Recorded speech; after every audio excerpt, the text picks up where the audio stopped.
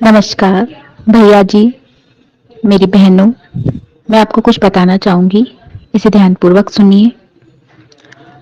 आज से 2.5 महीने पहले मुझे ब्लीडिंग बहुत ज़्यादा हो रही थी। मैं बहुत परेशान थी। मुझे कुछ समझ में नहीं आ रहा था कि मुझे क्या करना चाहिए। मैंने डॉक्टर को दिखाया और डॉक्टर ने मुझे डीएनसी करने के लिए कहा। मैंने वो करवाई और मुझे ये कहा गया कि आप डीएनसी करवाओगे, उसमें जो रिपोर्ट्स आएंगी उसके अनुसार आपको दवाई देंगे, आप ठीक हो जाओगे। मैंने वो सब कुछ किया जो डॉक्टर ने कहा। मैंने दवाइयाँ भी ली, लेकिन मुझे कोई फ़ायदा नहीं हुआ। फिर मैं अपने मायके आ गई क्योंकि मैं ज़्यादा परेशान हो रही थी। मायके में आई, वहाँ पे मैंने डॉक्टर्स को दिखाया। उन्होंने मुझे फिर वापस डीएनसी के लिए कहा। 1 महीने में मेरी 2 डीएनसी हो गई। वापस डीएनसी हुई, मेरा बायोप्सी टेस्ट हुए, मुझे अंदर कुछ हार्मोनल प्रॉब्लम बताई गई, जिसकी वजह से मेरी ब्लीडिंग रुक नहीं रही थी। वहाँ से भी मुझे मेडिसिन मिली, मैंने वो खाई। प्राइवेट में डॉक्टर को दिखाया। ससुराल में थी, वहाँ पर भी डॉक्टर्स ने यही कहा, आपको ऑपरेशन करवा देना चाहिए। आपकी जिस हिसाब से ब्लीडिंग है, आप ऑपरेशन करवाओगे तो ठीक हो जाओगे। लेकिन मैंने हिम्मत नहीं हारी, मैं मायके आई। फिर वहाँ पर भी मुझे डॉक्टर्स ने यही बोला, इसका एंड जो है वो ऑपरेशन है, आप ऑपरेशन करवाओ तो आप ठीक हो जाओगे।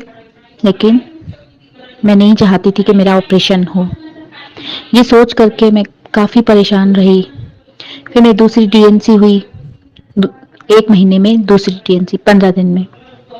उस डीएनसी को में भी यही कहा गया, आपको मेडिसिन देंगे, आपकी डीएनसी होगी, बायोप्सी टेस्ट होंगे, उसमें आपको बिल्कुल सही हो जाओगे और आप थोड़े टाइम दवाई लोगे तो बिल्कुल प्रॉपर ठीक हो जाएगा।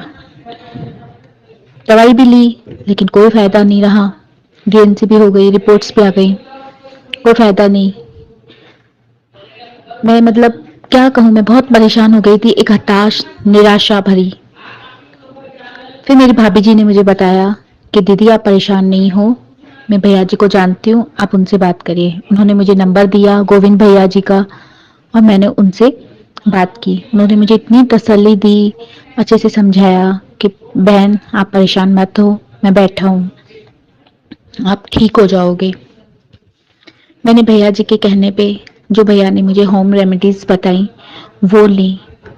वो तो समझो गोविंद भैया जी एक अंधेरे में किरण थे मेरे लिए।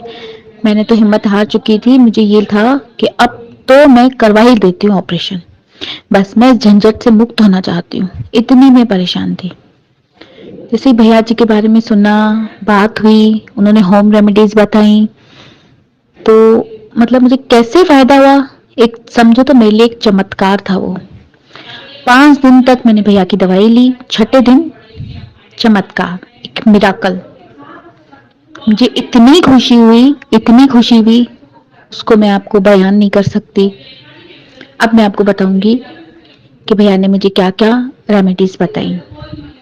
भैया ने मुझे बताया कि आप सुबह को कच्चे चावल 1 चम्मच, साबुत धनिया दरदरा पिसा हुआ 1 चम्मच, 1-2 चुटकी फिटकरी की पानी में भिगोकर 2 घंटे रख दो और सुबह उसे पी लेना, छान करके पी लेना। मैंने बिल्कुल वैसे ही किया, उसको छान करके पी लिया।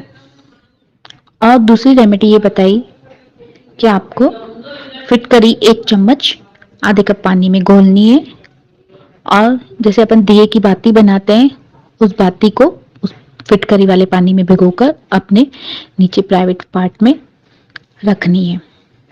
वो भी मैंने फॉलो किया।